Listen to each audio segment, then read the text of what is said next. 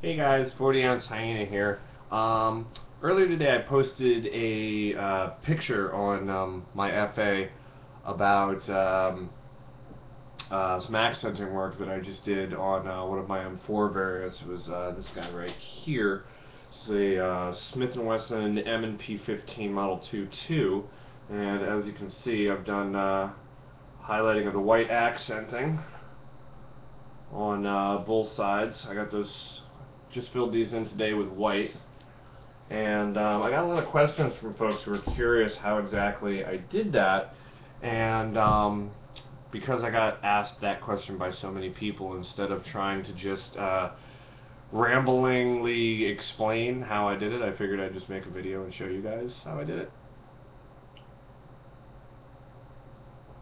So first off, I just have to say that I don't actually have I don't currently have a gun that I could use to show you how I did this, because I went kind of overboard today with the accenting and accented a good majority of my guns today.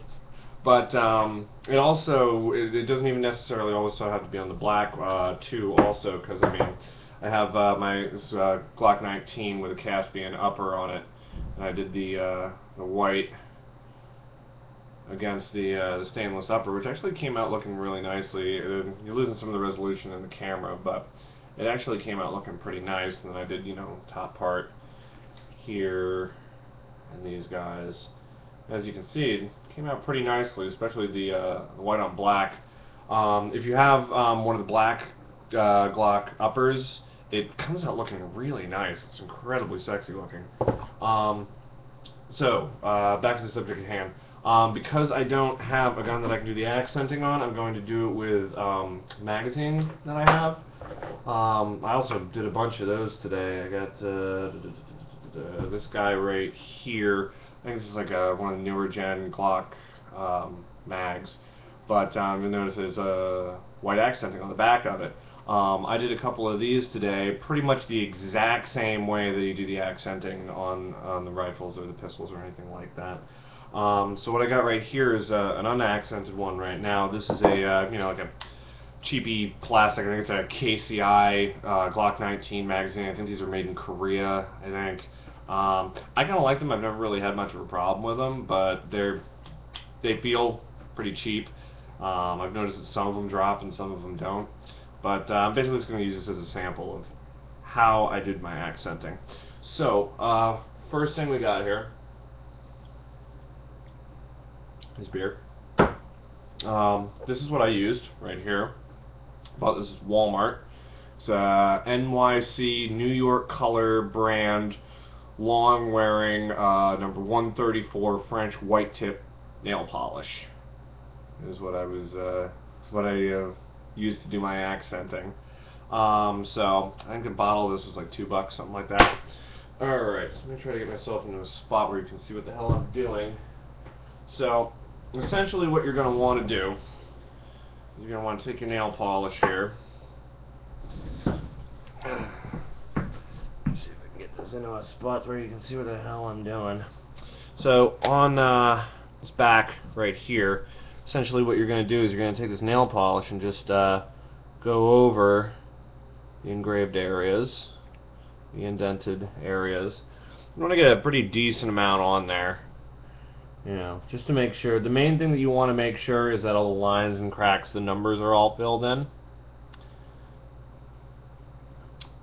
So, paint these up like so.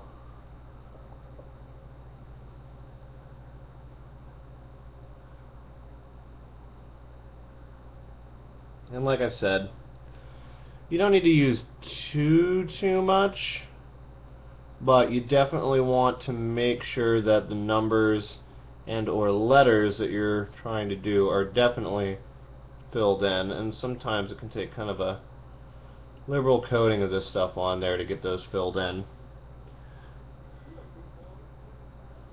So I've heard, it's about what it'll look like once you're done. Like I said, the important thing is mostly just making sure all of your numbers are filled in. There's no, breaks in there, spots that didn't get filled in. Now, I've heard different ideas on how long you're supposed to let this stuff stay for. As long as you don't put too much on there, I've noticed that this stuff dries pretty quickly. So I would say like 45 seconds, a minute, just so it gets, you know, relatively dry before the next stage of working on it. Which I've noticed with this stuff doesn't take very long for this stuff to dry.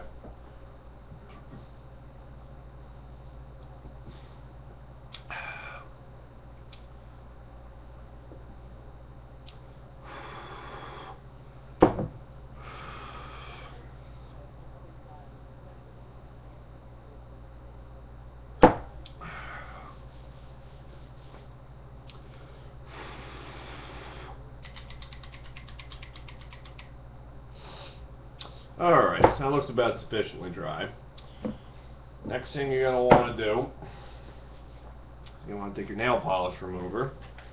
Now, I tried this the first time I tried this, I did it with paper towels, and I don't know if I'm just a moron or something, but it seemed like the paper towels didn't really work all that well, so I switched over to using cloth, and it works infinitely better. So, what you're going to want to do is just get a decent amount of nail polish remover on this cloth right here. And you're just going to take that and start working on there. You don't want to be too rough on it. You want to, you know, see how it goes, see what works for you. Put that down on there, like that. And if you did it correctly, just about with what you left over. Let that dry, get the excess off of there.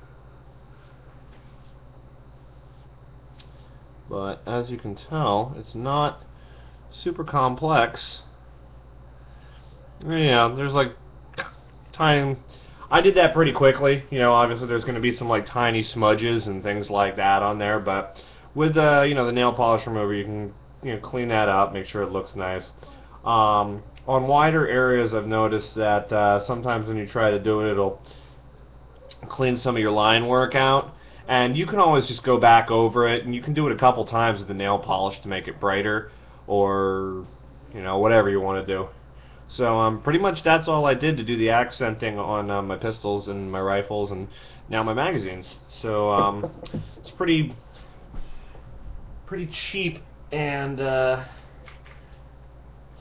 it's a pretty cheap and neat way to do some cool accenting on your firearms, given that, I don't know, like military-ish kind of look, or so tactical, I think it's called. I don't know. But yeah, it's pretty simple, and I hope you enjoyed this video. Have a great one, folks.